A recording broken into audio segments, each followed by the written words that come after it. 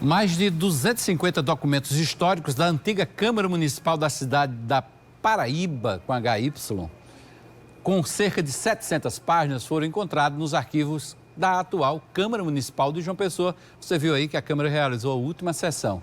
E essa descoberta já faz tempo, elas acontecem desde meados de 2018.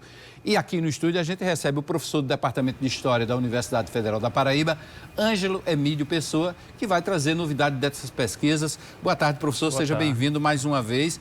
Para quem não acompanhou, para quem já vai acompanhar a partir de agora, o professor Ângelo já esteve aqui em junho deste ano, falando do início das pesquisas, onde foram descobertos, inclusive, documentos bastante interessantes.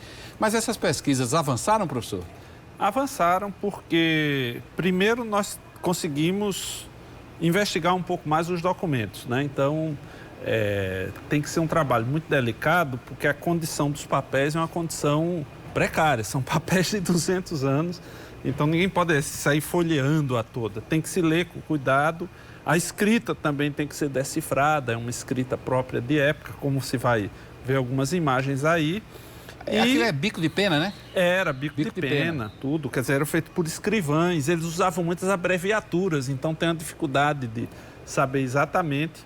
E, além dessa investigação propriamente dos documentos, nós fizemos umas oficinas de pesquisa com alunos da graduação de História, de Arquivologia, com IFPB, né, com alunos do mestrado em História. Então, vários alunos tiveram a oportunidade de manusear cópias desses documentos e fazerem uma série de atividades de pesquisa, que ficou uma coisa muito motivadora para todos, né? São mais de 250 documentos. A gente tem, inclusive, uma imagem aí, um filmetezinho rápido sobre esses documentos. Vamos acompanhar aí.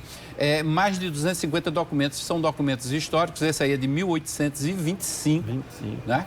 Então, esse tipo... E tem também documentos impressos, né? Sim, alguns poucos impressos. Os documentos mais importantes que vinham do Rio de Janeiro, né, eram impressos, né? E falava na majestade, que a gente vivia na monarquia. Sim.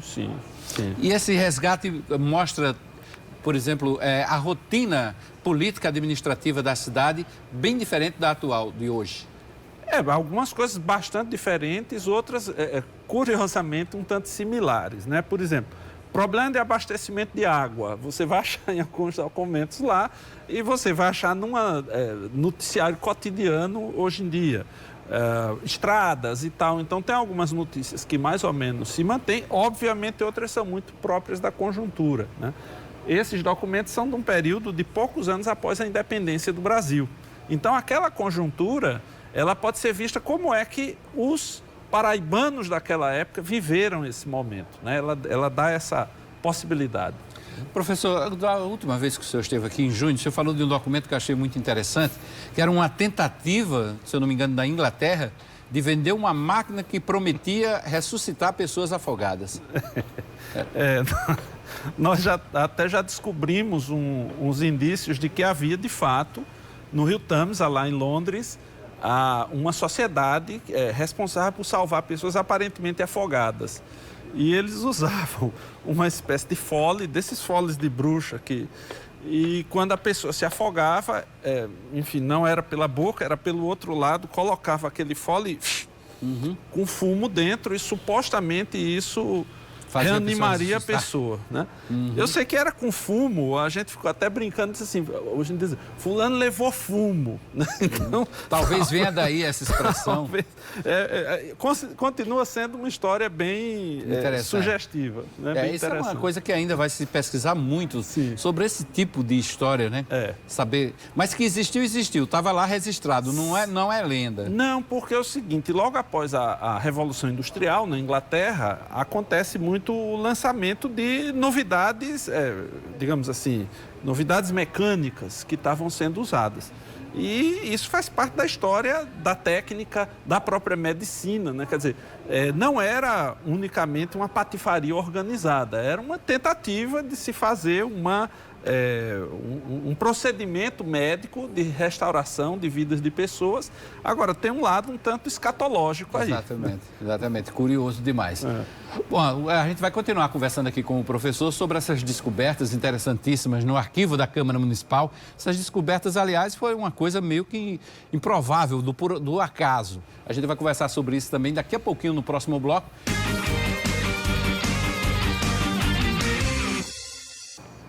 O Correio Debate está de volta aqui no estúdio. A gente está recebendo o professor do Departamento de História da Universidade Federal da Paraíba, Ângelo Emílio Pessoa. Ele e um grupo de alunos vem aprofundando as pesquisas sobre documentos do século XIX, início do século XX, que foram encontrados quase que por acaso nos arquivos da Câmara de Vereadores de João Pessoa. Ao folhear os arquivos, a equipe identificou situações curiosas. Uma delas, a gente já falou, que foi uma correspondência em 1825 enviada da cidade de Londres, na Inglaterra. Nessa documentação havia uma tentativa para vender à Câmara Municipal daqui uma máquina que prometia restaurar vidas de pessoas afogadas. A gente já falou disso aqui, mas também, professor, tinha documentos que tratavam finalmente da independência do Brasil, né? Aliás, pedia até o reconhecimento dessa independência. Sim, porque, veja, o contexto logo após a independência. A maioria das pessoas imagina assim, Dom Pedro I foi lá, gritou independência ou morte e no outro dia estava tudo resolvido. Tudo resolvido. E é um processo demorado, bastante complexo, porque implicava Portugal e outros países reconhecerem essa independência, né? E aparece um dos documentos aí já de 1825, né? Notificando que o Reino de Portugal finalmente havia reconhecido a independência e que fosse feito festas públicas para comemorar esse acontecimento. Esse documento impresso, né, é muito interessante porque é um documento que está em português e em francês, né, e é assinado pelo Dom Pedro I e pelo imperador Francisco I da Áustria. Da Áustria. É um tratado de amizade, comércio e navegação, né? São 8 laudas esse documento, né, que é a última lauda do documento, né? Então, o Marquês de Aracati representava a diplomacia brasileira, o príncipe Metternich representava a diplomacia austríaca, e a Áustria, nesse momento, era uma potência importante, né? A imperatriz Leopoldina, inclusive, era de origem austríaca, né? Que havia falecido. Daí vem essa ligação, né? Tem essa ligação, e a Áustria era um personagem importante no cenário político. Então, ter um tratado desses de comércio, navegação e amizade era fundamental para o Império Brasileiro vender seus produtos e também importar outros produtos, enfim, de ter sustentação política e econômica independente. Porque precisava o reconhecimento internacional, né? Sim, sem reconhecimento, digamos assim, as potências europeias dissessem, nós não vamos comprar produtos do Império do Brasil. Sufocava economicamente, é o que se chama bloqueio comercial. Bloqueio comercial. Né? Se bem que a gente está falando de um período ainda de navegação, sim, né? Sim. Era um período muito difícil, muito difícil, obscuro em certas questões. Vamos supor aqui a Paraíba. Você exportava açúcar daqui da Paraíba. Era o produto principal, açúcar e algodão. Se dissesse, não, os compradores se recusam a comprar o açúcar e o algodão paraibano, quebrava a economia da província, né? Então, a negociação era muito complexa, inclusive porque tinha o toma lá da cá, né? O Reino de Portugal, ele não aceita simplesmente dizer, tá bom, eu reconheço. Ele obriga o Império do Brasil a assumir um empréstimo externo e pagar uma indenização. E, curiosamente, quem faz a negociação desse empréstimo externo é um cidadão que é o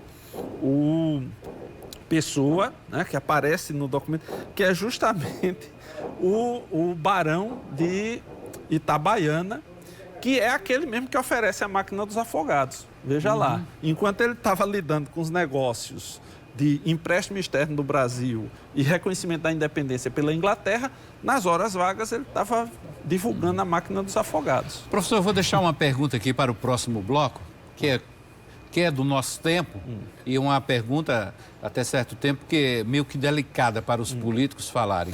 Existia propina naquela época? Daqui a pouquinho o senhor responde a essa pergunta, se o senhor encontrou algum vestígio nesses mais de 250 documentos dessa palavra, propina. A gente vai voltar a falar com o professor Emílio daqui a pouquinho, no próximo bloco ele vai responder sobre isso.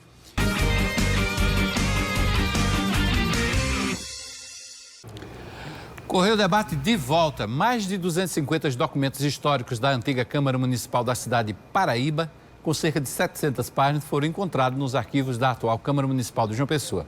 As pesquisas já acontecem desde meados de 2018 e aqui no estúdio a gente está conversando com o professor do Departamento de História da Universidade Federal da Paraíba, Ângelo Emílio Pessoa. Ele que, juntamente com um grupo de alunos, está trabalhando para atualizar, restaurar e publicizar todos esses documentos. Deixei uma pergunta para o senhor no bloco anterior. Sim. Naquela época, nesses registros todos, já se encontrava algum vestígio de fala sobre propina, professor?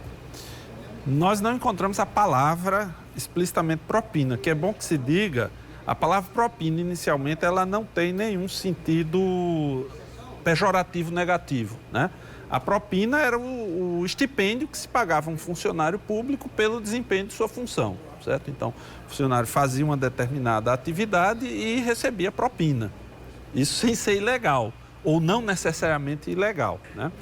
Mas, de fato, havia, digamos assim, desvios das funções, né, do dinheiro público ou do dinheiro da coroa, que às vezes não seguia, digamos, o trâmite esperado, né? Isso, ou digamos, a velha e má corrupção, ela não é uma invenção recente na história do Brasil, nem na história do Reino de Portugal e nem é exclusividade do mundo luso-brasileiro, né? No mundo anglo-saxônico, germânico, né? Quer dizer, essa é uma situação que, se você for procurar com calma na Bíblia, você vai encontrar reis de Israel ali fazendo malversação de dinheiro do povo judeu lá na Antiguidade. Então, não é nenhuma novidade nesse aspecto. O próprio Judas foi corrompido, né? Sim. Com 30 moedas, se a gente levar ao pé da letra. Levar ao pé da letra é isso. Né?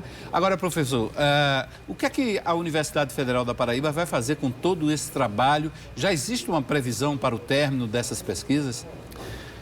Bom, esse trabalho está em duas linhas.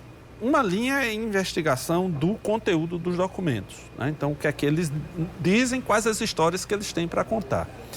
Essa parte, ela está no andamento, é um andamento relativamente lento, mas ela está em andamento.